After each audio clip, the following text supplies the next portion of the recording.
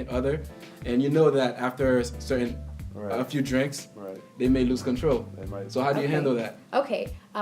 What is control then? Control over self. For instance, I've had experience because I used to be a player. Right. And what led me to be a player was what led me to be a player was the fact that I always wanted to see if I had it, if I still had it. So every girl to me, or every new lady I would meet, to me it was like I was competing with other guys, or with myself technically. In my head I was like, okay, can I actually get her number? Exactly. And when you eventually get the number, you want to push yourself to see if you can go further.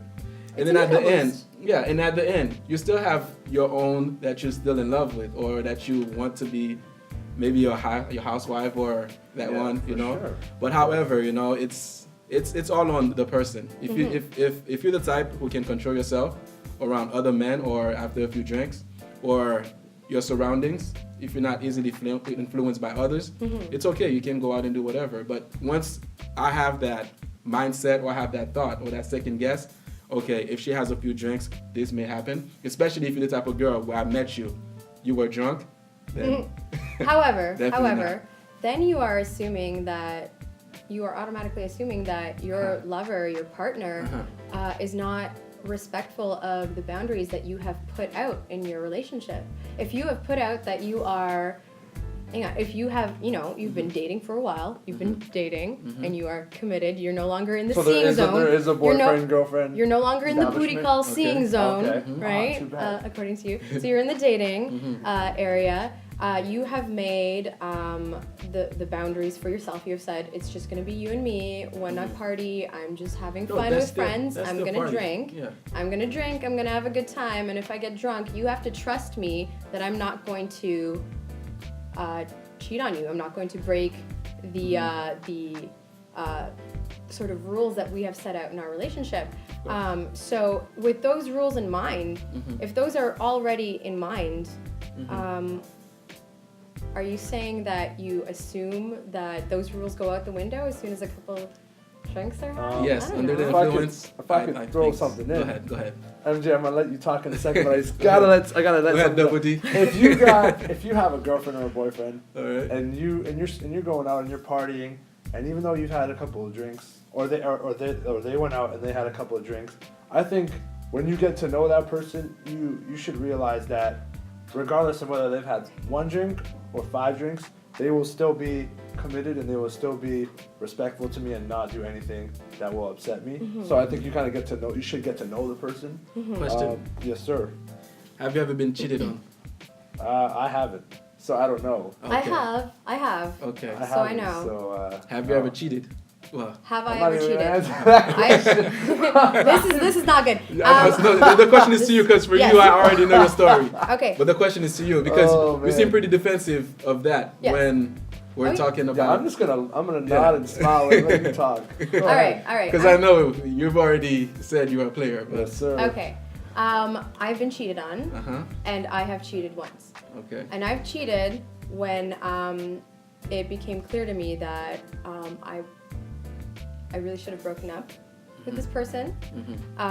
So I felt that because we were in a committed one-on-one relationship, I actually hadn't seen my boyfriend in a long time. So my needs as a girlfriend, as what we promised we were going to be, were not being met. So I didn't get to see my boyfriend. He didn't visit me. Okay? No sort of booty calls between boyfriend and girlfriend were had. There were emotional and physical needs that were not being met. And I was unhappy. And instead of dealing with the problem right away and saying, listen, we're broken up because you're just not doing it for me, I decided to just kind of go with the flow with someone else. And it actually helped me to leave my partner that was not meeting my needs. Okay. So if you are someone's partner and you feel like you are meeting their needs entirely, and you feel like you're in a happy relationship, and you understand their needs, then I feel like you should have no fear of them cheating when they have a couple drinks. However, if your partner maybe has not been fully honest in telling you, yes, I can do a one-on-one relationship. Some people can't do one-on-one. Some people need extramarital, extra relationshipal activity, and you need to negotiate that from the get-go. And if you're open and honest about it, and you've negotiated it, and you've both agreed and set out rules where you can veto and say, no, you can't sleep with that person, or whatever. If you set out rules that you both agreed upon, then I feel like it's fair game. See, myself, I've been in a long distance relationship before. Quite a few, that's actually. Tough, and speaking from experience, it's not easy for me to trust because I know what I've done. So maybe it's guilty conscience, yeah. And I think that's a new topic. Yeah. Next week we discuss long distance relationships. Stay tuned. Definitely. Better yet, the lady I'm still married to, it was a long distance relationship because at first we were living together, then I had to leave, and now she came to Canada to join me. But before that's really sweet. Yeah, but during that we both had our rough times where I sort of thought that she was cheating, not that she ever admitted to it, and when she thought that, but I was honest though to say that I was cheating. Yeah. So you see. But okay, let me ask you this. Would you rather know that she's with someone else, or would you rather be happy in the time that you spend together when you get to spend time together in your long distance relationship? Because it is hard. Guys, you are not the only ones that have physical needs. So when you say cheating, do you mean physically being with someone? You don't know, you never know. Or do you mean like, oh, I don't want her to cuddle with anyone? I just don't want her to be having no physical contact. Any other man. She can go out. She can party. That's the thing. She can go out. She can party. She wants. But any other guy, you can't do that. Why? Why? In a long distance relationship. Why? What's a relationship to you? What's the point of a relationship? You might as well just break up if something's hang on, here we go. I think we're just partners. We're not dating. We're just partners at that point. If I agree, we've reached the pinnacle there. Okay. So long distance relationship. Long distance relationship. You can't physically be there a lot of the time. So emotionally, you are connected. But you're saying they can't physically address their needs in any other way? They can. Well, they can go to a sex store, buy some toys. Batteries. Whoa. Or call me. Not for me, but call me on the phone. Girl, we can have a phone session. Exactly. There's different ways. Or you can get on the plane. Skype is big now. Skype. Get on Skype. This is why webcams were invented, ladies and gentlemen. MSN at the time, Take that little webcam. Exactly. Boom. But cyber. What? So is that a 90s? To me, a relationship is all about trust. If I can trust you, or if you can be honest, if you laid with somebody the previous night, tell me, just be honest, because I know me eventually, if you're gonna be that one I'm gonna spend the rest of my life with, I'm basically gonna treat you as,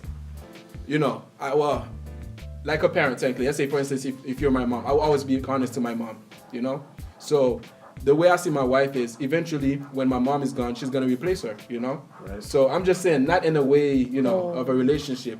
The stuff that with trust, when it comes to trust, I'm gonna have to trust you with my money. I'm gonna have to trust you with my life technically. So when you become a unit. When you become a unit, but that's what you need to understand. If you're starting a relationship, you should be working on that. But if you get into a relationship thinking, oh, it's okay to cheat, or it's a long distance relationship, and I can do whatever I like, then what's the point? Because you're only setting yourself up for failure. Because you're gonna eventually get to the point where you guys are gonna fall in love. I mean, it all depends on how you take things too, So if you're the type who says, okay, whatever you did, in the past is the past, okay. But me, from the get-go, if I'm getting serious with someone, honesty starts from then, Okay. If we're not gonna be serious, then from the get-go, when we talking, whether it's long distance, I will tell you, or I have a woman, or my intention is not to be with you, or I don't want to think about a relationship. All right. And a lot of women, they tend to ignore that when you tell them that. That's how a lot of women get hurt. So do men. So yes, sir. So common grounds so far, and I think we've hit a bunch of points here. Common grounds on seeing is casual, seeing is you don't have to report everything, and dating and or onward is a little bit more. You have to take a little bit more responsibility. Yeah. You have to Sure. be honest. Yeah. Yeah. I feel like that's true. I think But you to be do. honest, Yeah, for sure. you have to negotiate your As- terms and follow your terms. As cheesy as it sounds, I think honesty is huge It's for a huge, yeah. relationship. It's not If cheesy. you're not, It's you not know, cheesy. if you're not being sincere with the other person, you might as well just kind of tell them straight up, like, it's not working for me. Like, I'm not gonna lie. I have never cheated on someone. I might have caused the other person to cheat. So, question. I might have been the causer, not the causee. So, yes, sir. Question, MJ. All right. So you said you've never been in a relationship before. I have been in one. Okay, I've one. been in one relationship. Okay. Yes. And you didn't. Did you cheat? We when you didn't. were- No, I didn't cheat. No. Okay. And when you meet your ladies, for Right. instance, Right.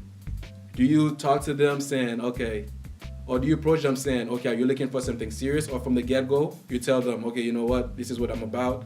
I just want the sex, or when, you know, I just Yeah. want to have a package, technically, Right, a package right. of women Yep. that I have access to. Right.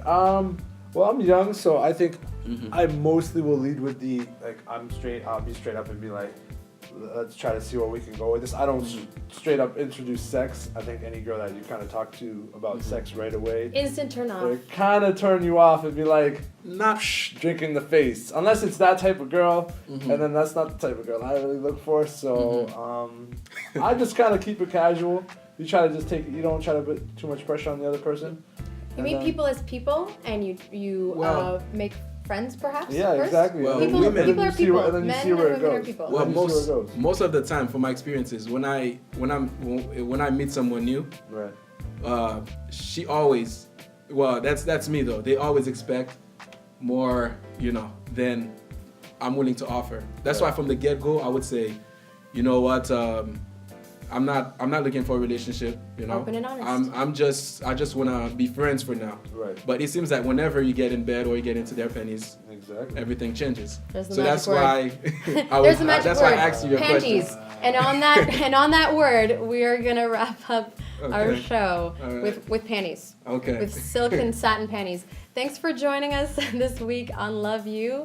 We would love to hear any comments, any fun facts from how you feel seeing and dating and relationships differ. However, we're going to hear what Toronto has to say on this topic in a couple days when we do some street interviews. Thanks again for joining us. My name is Kat Finch, and this is... MJ, and remember, it's never good to cheat, so don't, okay? That's right. And this is... Double D signing off. Good night, Toronto. Peace. XOXOXXX. Love you. Au revoir, Toronto.